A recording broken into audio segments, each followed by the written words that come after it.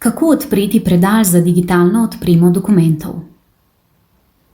Zahtevo za odpiranje digitalnega predala lahko izvedete na dva načina. Oba načina sta mogoča preko storitve e-vloge za vse. Za dostop do storitve na spletni strani zavoda izberete ikono e-vloge za vse in potrdite, da ste fizična oseba. Pri prvem načinu izberete eno od vlog, ki jo želite vložiti na zavodu. Pri vseh e-vlogah za vse je v spodnjem delu soglasje, s katerim potrdite, da se vaš predal za digitalno odpremo lahko odpre. Na dnu vloge po vpisu mobilne telefonske številke, ki je obvezna, in elektronskega naslova, ki ni obvezen, označite oba namena, za katera soglašate, da zavod uporabi ta dva podatka. Z oznako drugega okenca podate soglasje, da se predal za digitalno odpremo lahko odpre. Če ne želite oddati vloge za uveljavljanje pravice ali druge vsebinske vloge, temveč želite zgolj odpreti predal za digitalno odpremo, je to mogoče z oddajo posebne vloge za odprtje predala za digitalno odpremo.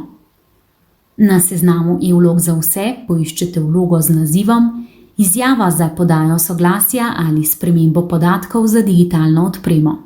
Tak način oddaje zahteve za odprtje predala za digitalno odpremo lahko izberete le, če imate identifikacijsko številko in varnostno kodo. Ti dve številki sta zapisani na fizičnem prepisu kateregakoli izvorno digitalnega dokumenta, ki ste ga prejeli od zavoda. Nahajata se na desnem robu fizičnega prepisa dokumenta. Na vlogo vpišete svoje podatke ter izpolnite polja z identifikacijsko številko in varnostno kodo. Vlogo oddate in označite soglasje za namen digitalnega prevzema dokumentov.